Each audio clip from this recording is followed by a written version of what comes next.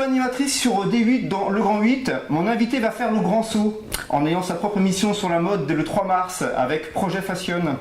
Pas de quoi rassurer Christina Cordula qui par SMS m'a demandé de tenter de la dissuader de se lancer dans cette aventure. Très risquée selon elle. Tu y vas quand même, c'est tout. J'y vais quand même. Elle y va quand même. Christina, Pas d'SMS comme ça. Ah oui, je voulais te dire, voulant t'interviewer et ayant le portable de Marcy, et pas le tien, malheureusement, j'ai pourri sa messagerie en lui demandant ton 06. Il ne le donnera pas. Voilà. Alors je vais te dire ce qu'il m'a dit avec humour. Il m'a demandé de contacter le SAV des émissions de D8 pour pouvoir te joindre et il m'a précisé qu'il n'était pas ton frère. Merci Omar. Mon invité, il est mon frère. Il me l'a dit. De cœur. Mon invité, Absatou aussi. Comment ça va Absatou? Ça va très bien. On est super content de t'avoir. Je jette les papiers au fur et à mesure. On est super content de t'avoir. Merci beaucoup. Un vrai plaisir. On a cherché à te joindre. Franchement, moi, je l'ai embêté sur son 06. Ah ouais, mais il en avait marre. Il m'a dit, c'est qui ton kikineur? Il respecte ses engagements, c'est bien. C'est moi. Et il donne pas une numéro comme ça. Mais je sais qu'il te protège. Je sais, il est comme ça. Il veut pas de mal. Il veut que tu sois très bien. Alors comme ça, Absatou, on est infidèle. On quitte l'émission. Le Grand 8, on quitte ses petites copines, son petit nid douillet pour aller toute seule en solo. Je suis pas infidèle, je suis polygame. Je suis pas... Ça veut dire qu'en gros, je suis au Grand 8 et je suis sur Projet Fashion, mais finalement, je reste toujours chez D8. Voilà, c'est le plus important. Ouais, je suis plutôt fidèle. Roselyne, ils m'envoient tous des SMS. Roselyne m'a dit, je suis un peu déçue. Moi, je l'adore. Pourquoi elle part? Elle me laisse toute seule. Je pensais que c'était une grosse aventure que entre nous. Ouais, mais parce elle est que triste. Roselyne elle-même et je l'aime pour longtemps encore, donc je suis pas prête de la quitter. Face caméra, rassure-la. Dis-lui, Roselyne, je t'aime, tu le sais, et je suis pas prête de te quitter, c'est sûr. Voilà, Laurence, c'est pareil, toute l'équipe, Elisabeth. Évidemment. Mais toi, elle t'aime bien, elle veut pas que tu partes.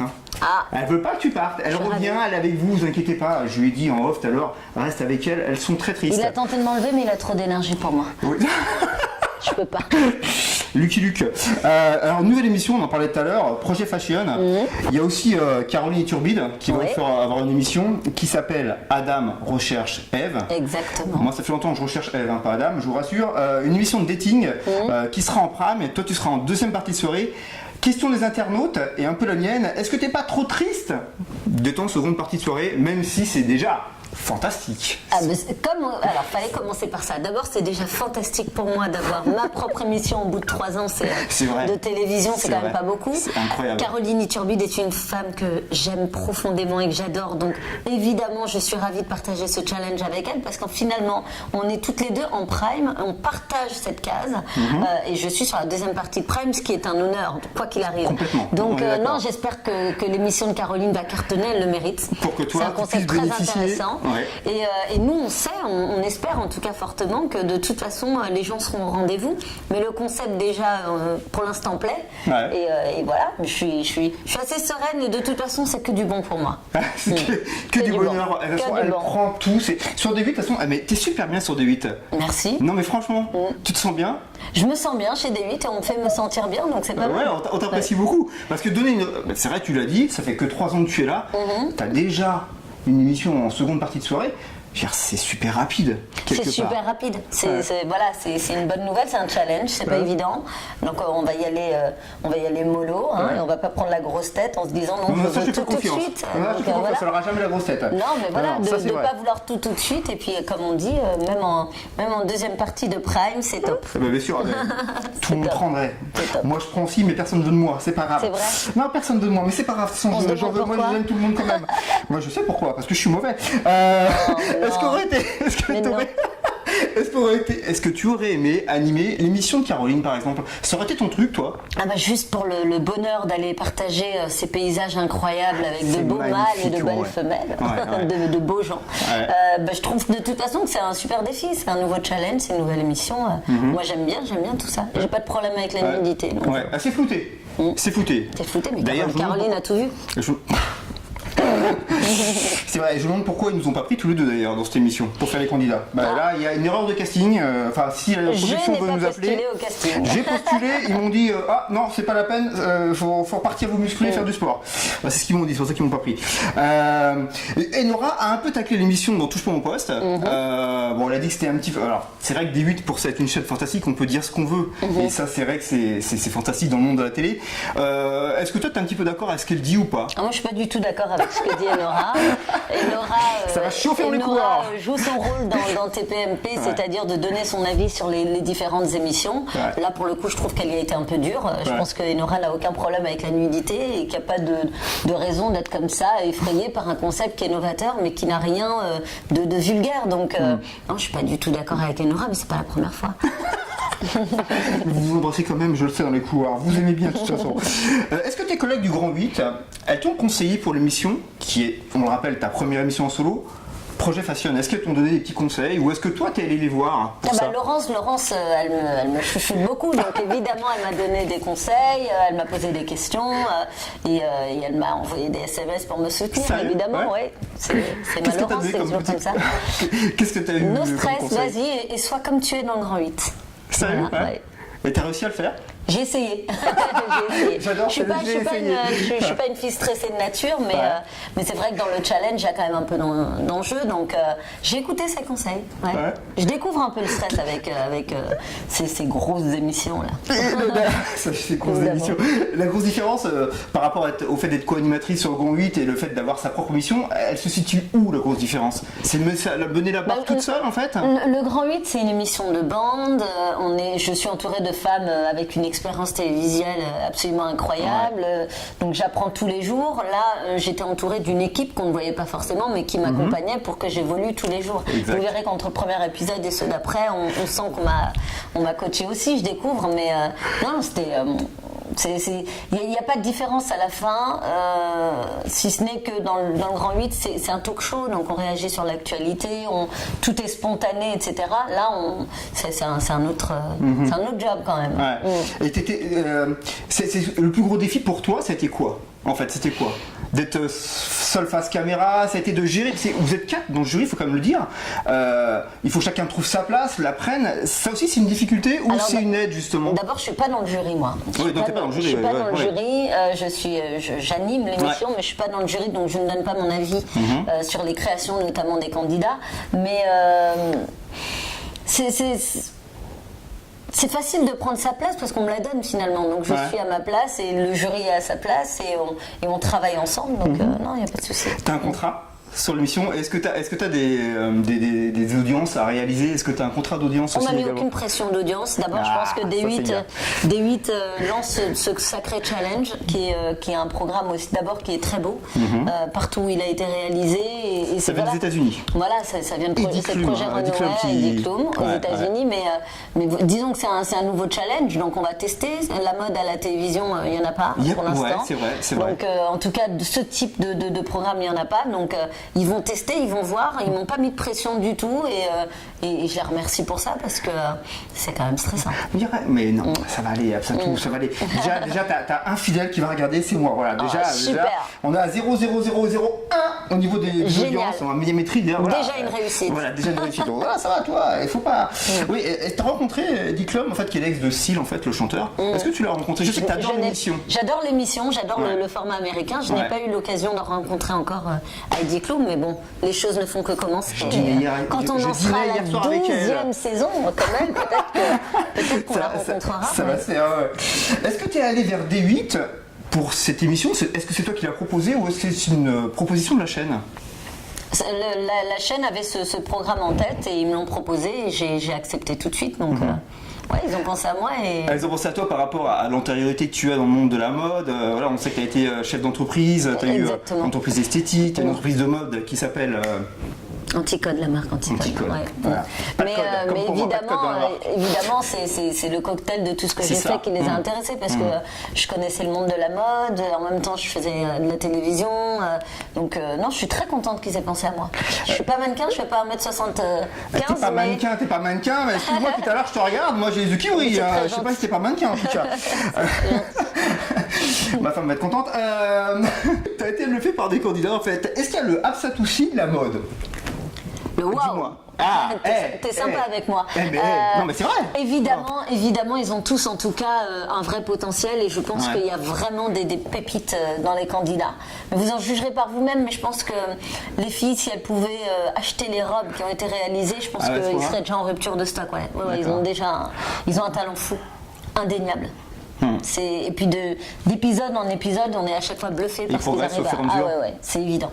Il est pas trop dur, le coach principal? Donald Potard, il n'est pas du tout dur, Donald Potard. Donald Potard, c'est un homme exigeant au grand cœur, qui coach les candidats, qui les accompagne, qui n'est pas là que pour leur donner...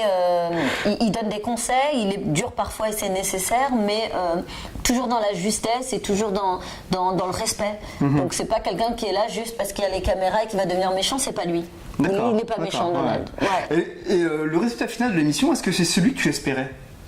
C'est celui que tu avais en tête dès le départ? Franchement, c'est même au-delà de ce que j'espérais, parce que, encore une fois, je connaissais le programme américain, je connaissais le format australien, coréen, italien, donc j'aime beaucoup cette émission à la base. Et franchement... on a cette réputation d'être bon en mode à l'international, c'est indéniable. En regardant ce programme, c'est indéniable. On n'a rien à envier aux autres candidats des autres pays. D'accord. Vous avez, alors en fait, donc on a dit c'est un format américain. Vous l'avez un petit peu adapté pour la France? Évidemment. Parce qu'on voulait pas. Qu'est-ce qui pouvait ne pas aller en France, qui va aux États-Unis? Déjà, moi, j'ai pas cherché à être la copie d'Heidi Klum. Elle est beaucoup plus grande que moi. Je l'ai déjà dit plusieurs fois. Mais les candidats, etc. aux États-Unis sont très américains. En Italie, c'est très italien, et en France, c'est très français. Voilà, donc on n'a pas cherché à faire de la copie, on a respecté l'univers de chaque candidat, ils ont été ce qu'ils ont été. Et vraiment, quand on regarde le programme, on sait qu'on est à Paris, capitale de la mode, les images sont superbes. Non, c'est pas de la copie du tout du programme américain, évidemment, ça en est parfaitement inspiré. Il y a une Bible, en fait, je veux dire par là, il y a une Bible, comme dans chaque émission qu'on reprend. Est-ce que toi, t'étais un peu figé comme peuvent l'être par exemple Sandrine Quétier et Vincent Serrotti dans Danse avec les stars, où on sait qu'ils peuvent pas non plus faire n'importe quoi sur le plateau, ils sont obligés de respecter certains... Heureusement qu'on peut pas faire n'importe quoi, sinon, voilà. Sinon il aurait fallu me contrôler. Ce serait un dossier cirque. Il aurait fallu me contrôler. Heureusement qu'on peut pas faire n'importe quoi, mais évidemment j'ai un rôle qui est quand même déterminé, et il s'agit aussi de respecter cela, parce que dans une production, il faut que tout le monde soit à sa place aussi. Ok, d'accord. Selon toi, donc on l'a dit, est-ce qu'on manque d'audace un peu à la télé? Parce que c'est vrai que les internautes nous posent souvent la question, nous quand on interviewe ou quand on rencontre des gens de la télé, c'est qu'on crée rarement nous-mêmes en fait.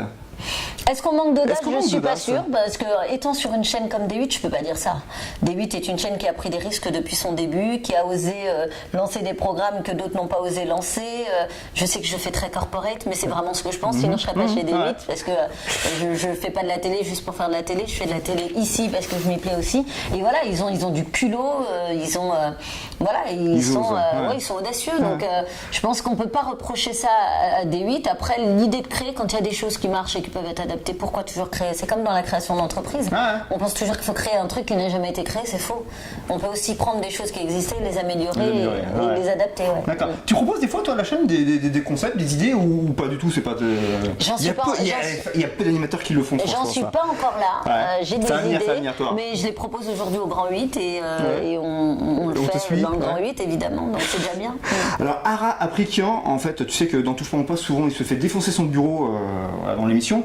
Toi, maintenant que tu as ta propre émission à toi, est-ce que tu as des projets pour casser son bureau? Absolument pas. Moi, j'irais faire un massage du cuir chevelu à Ara Aprikian, massage des épaules. Pourquoi lui et pas moi? Parce que c'est Ara.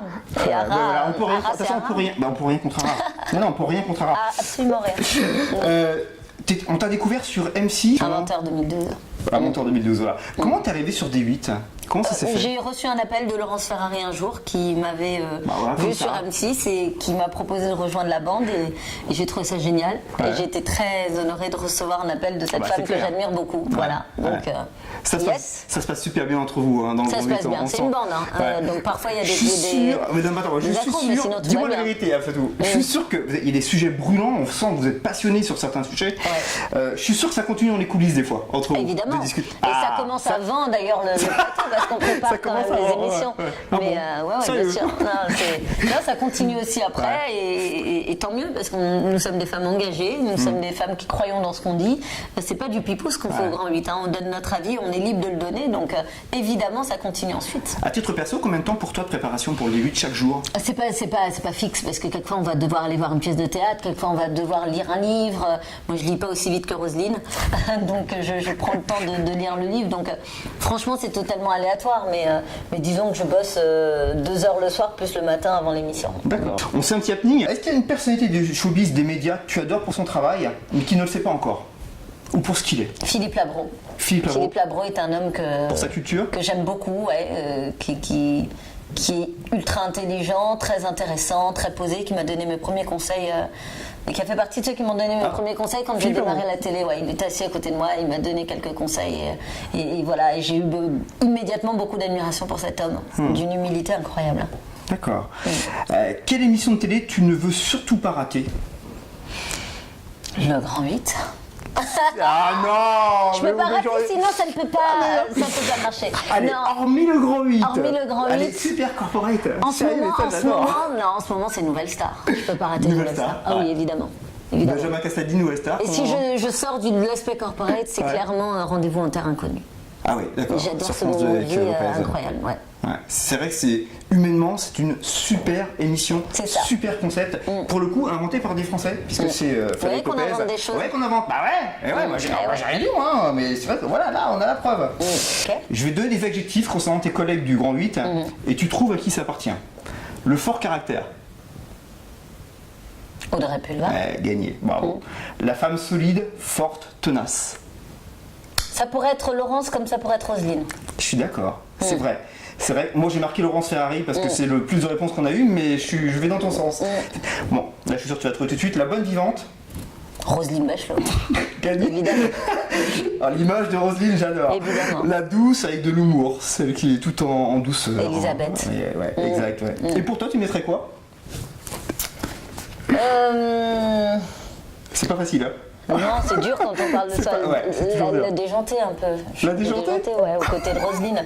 Elle me soutient bien là-dedans. Vous faites une bonne équipe toutes les deux, ça, on vous adore. Il faudra te penser à un prime, t'as toutes les deux, ça serait pas triste, je pense. Allez, je te donne, en rapport avec ton émission, et je donne des noms de personnalités, tu vas me dire s'ils sont fashion, s'ils sont dans le top de la mode, ou s'il faut les restyliser. Okay. J'ai pris ce mot exprès, t'inquiète pas. Hein. Cyril Hanouna. Au top. Il est au top de la mode? Il est beau gosse, Cyril. Ouais. Ouais, c'est vrai, c'est vrai, j'ai fait exprès le petit temps, j'ai voulu faire peur. Karine Le Marchand. Elle est top, quelle bombe. Ouais, c'est vrai. Ouais. Elle est rayonnante mais magnifique. Stéphane Plaza. Bah aussi, j'aime beaucoup Stéphane, moi. Ouais, le personnage est super. J'irai quand même faire un peu de shopping avec lui, mais ouais. Au niveau du look, il rachète quelque chose à changer un petit peu. Moment avec lui, ouais. Roselyne Bachelot. Bah évidemment, Roselyne Bachelot, elle est ultra fashion. Bien sûr, tous les matins, c'est le bijou, le vêtement, le truc. Et puis vous n'avez pas vu Roselyne Bachelot en cuir, c'est quelque chose. Roselyne Bachelot en cuir? Je veux voir. Je ne sortirai pas de D8 sans avoir vu Roselyne Bachelot. High level. Au top. Moi aussi en cuir, c'est pas mal. Hein. Attention, un petit piège. Christina Cordula. Elle est top. Christina, c'est une femme belle, c'est une femme qui dégage d'abord quelque chose, elle dégage beaucoup de soleil et une classe indéniable. Ouais. Moi j'adore sa coupe, ça y va bien. Franchement, elle est j'adore sa coupe. Magnifique. Laurent, qui c'est Laurent Delahousse. Yeah, c'est pas mal. C'est le beau gosse le beau gosse du PAF. Il a besoin d'aucun conseil. Rien, même torse nu avec un Marcel, il serait beau, je pense. Juste sa mèche, ça l'habille. Sa mèche, ça l'habille, je suis d'accord avec toi. Pascal Obispo. Pascal Obispo, il n'a pas besoin de relooking, il est bien dans son style. Il a un style très marqué. Il a un style qui est parfait. J'aime pas tout, hein. Il y a des fois, il est un peu on ne peut pas tout aimer, mais ce sont les petits défauts qui font le charme. Moi, j'aime pas les. Tu dois m'aimer alors, les petits défauts, j'en ai plein, moi. T'es pas mal, par contre, je changerais bien ta chemise là en dessous. On y va. Ça va, ça va. J'ai mis 2 heures pour la choisir ce matin. Arrête. Oh, il y en a un que j'adore au niveau du look, François Hollande. François Hollande. Il faut relooker. Moi, je te le dis, il faut relooker. Ces derniers temps, ça va beaucoup mieux. Il a abandonné la coloration, sa cravate est droite. Il a eu des problèmes de cravate, c'est vrai. Il a repris du charisme. Florent Pagny. Florent Pagny, non, ses vestes, non, je peux plus. Donc Florent, j'adore, mais d'ailleurs, il est plus sobre sur la dernière. Oui, c'est vrai. Je pense qu'il y a dû se faire botter les fesses. Je pense qu'il écoute que ce qu'il a envie et il se fait botter les fesses par personne. Oui, je pense que oui, sur Florent, je suis un peu d'accord avec toi. C'est vrai qu'il a un sacré caractère. Guy Lagache, franchement, là, unanimité. Guy Lagache, il est top, en mode beau gosse. C'est incroyable. La bogossitude incarnée. Comment il fait? Il est comme ça. Je le vois. Il y a des gens qui sont nés comme ça. C'est inné. Ils se réveillent comme ça, ils s'endorment comme ça. Mais il doit être beau même au réveil. C'est fou ça. Ça m'énerve. Ségolène Royal. Trop classique. Elle est trop classique pour moi. Elle pourrait être beaucoup plus belle, Ségolène, mais elle est trop classique. Elle est belle. C'est une belle femme. Et moi, je trouve que c'est une belle femme à travers son parcours. C'est une branche qui plie, qui casse jamais. C'est vrai. Elle a pris des coups et elle est toujours debout. Et moi, j'aime ça. Et ça la rend belle. La beauté, c'est pas que le style, quoi. Et la dernière, Enora Malagré. Enora, c'est une belle fille. C'est une belle jolie blonde qui est pulpeuse et ouais, c'est une jolie fille, Nora.